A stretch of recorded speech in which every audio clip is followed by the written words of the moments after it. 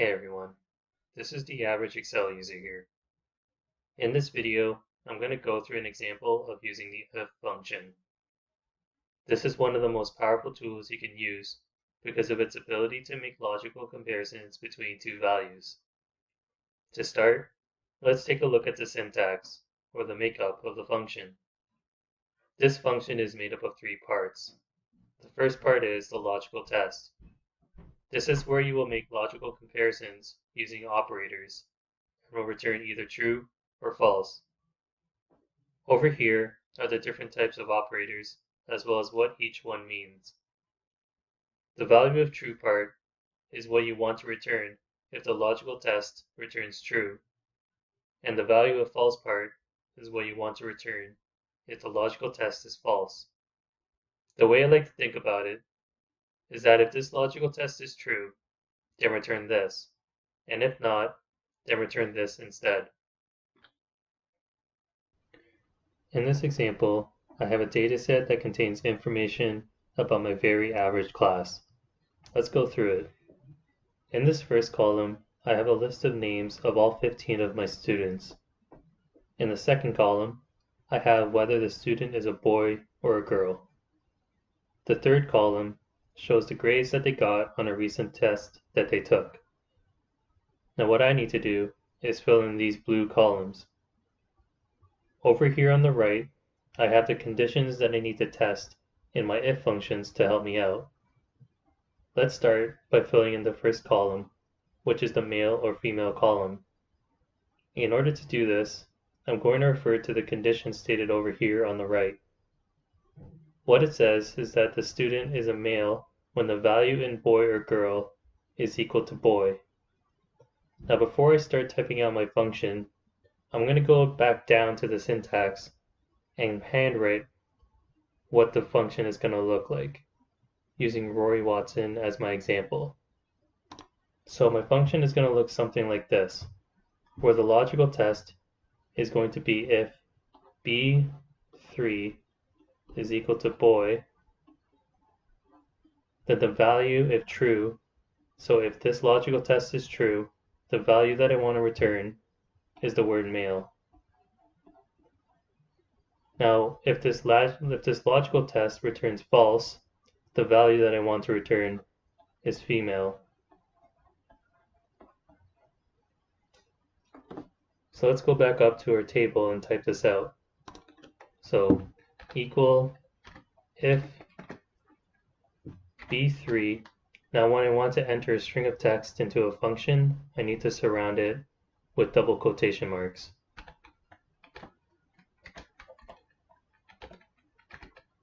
And what I want to return, if it's true, is male, and if not, female.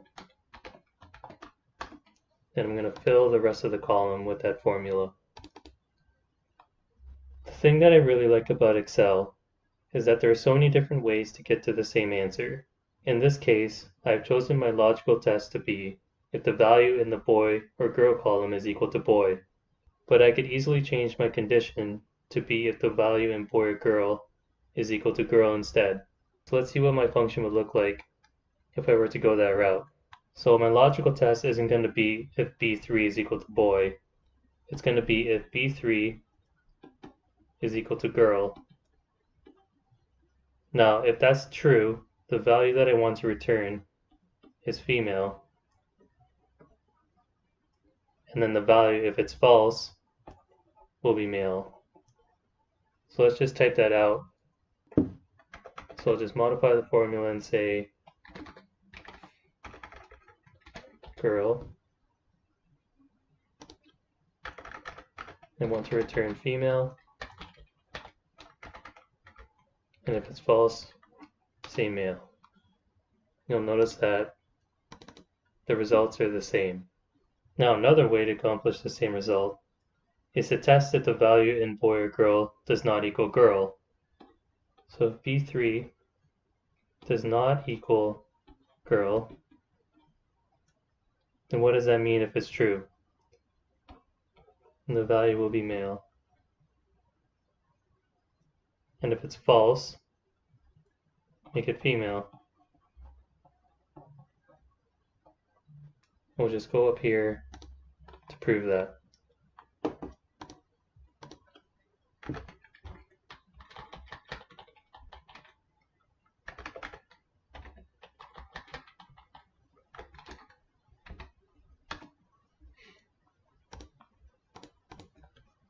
And just like that, we have the same result. The next column is where we will determine which student scored an average grade of 70%. Over here, I have the condition that I need to test in my if function. The condition that I need to test is that the percent grade is equal to 70. I'm going to go down here, back to my syntax, and write out what that function will look like. So my logical test is going to be if the value in C3 is equal to 70, then the value that I want to return, if it's true, is the word average.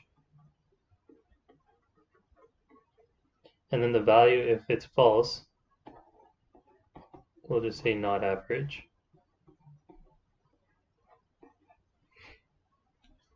Let's go back up here and type it out now.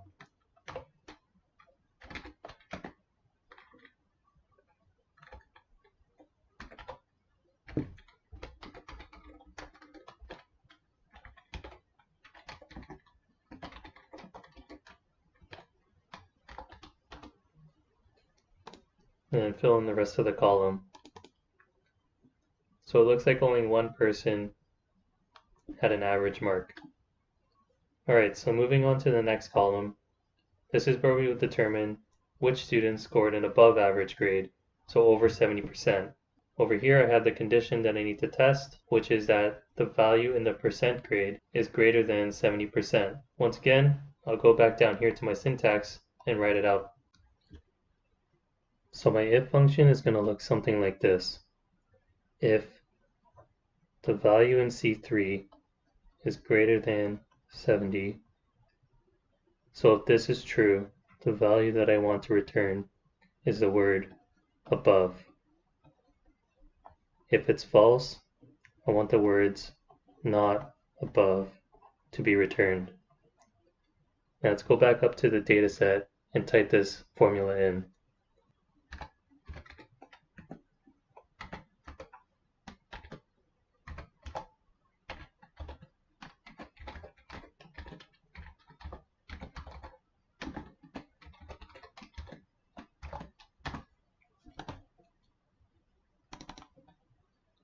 Okay, so let's move on to the next column.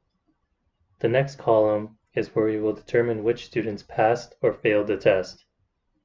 Now over here, I have the condition that I need to test, and that is if the percent grade is greater than or equal to 50.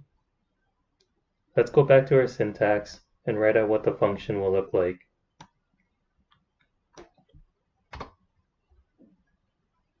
So the formula will look something like this.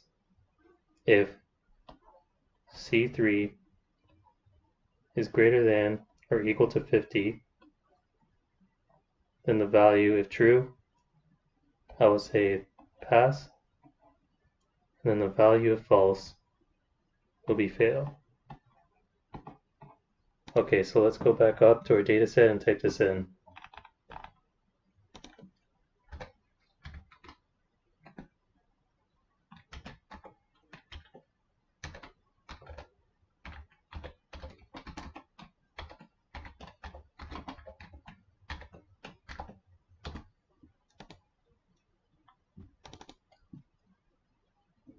So it looks like only 2 of my students failed their test. Let's move on to the next column now. The next column that I need to fill out is the letter grade. Over here, I have the conditions to test. Now, the previous columns have always had 2 outcomes. One if the logical test returned true, and one if the logical test returned false. This column is different because the result that I want to return could be 5 different results rather than 2. To make this work, I will need to use nested if functions, or in other words, have if functions within my if functions. So let's go to our syntax and write this out. So our logical test is going to be if C3 is less than 50, then the value is going to be f. Now this value if false area is where I'm going to have to input another if function into. So we'll just bring that down here. So the next logical test will be C3 less than 60, which is D, and C3 less than 70, which is C, C3 less than 80, which is B, and then finally C3, which is less than or equal to 100, is an A, and then everything else will be 0. So let's go back up to our data set and type this one out. So if C3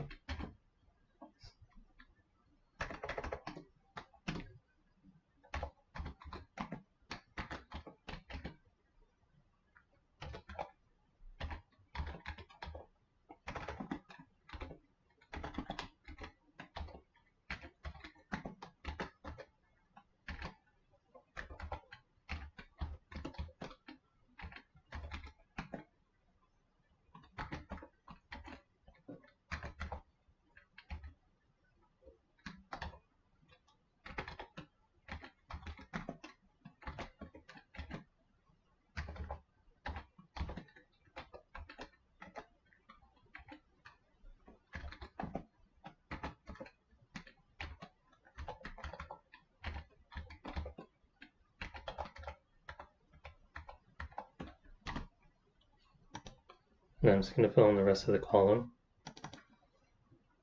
Alright, so that's using nested ifs. Now this last column, I'm going to fill out the same letter grade, but instead of using nested ifs, I'm going to use the ifs function. So let's take a look at the syntax for the ifs function. So this is what the ifs function looks like. It's got a logical test 1, and then the value if the logical test returns true. Then it's got a logical test 2, and then the value if logical test 2 returns true, and then so on and so forth. So using our letter grade example, logical test 1 will be C3 less than 50, and then the value if true 1 will be F.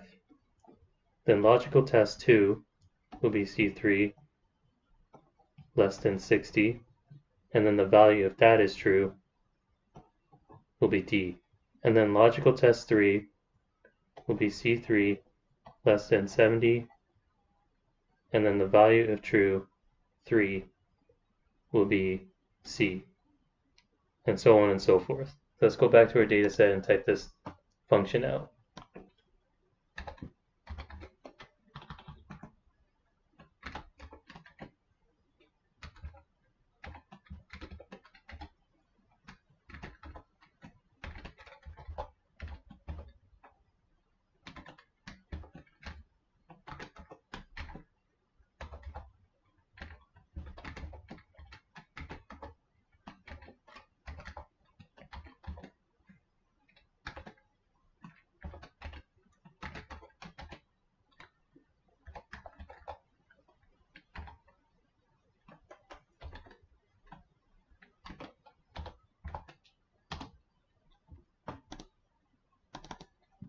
And just like that, you're able to get the same result without having to use nested ifs.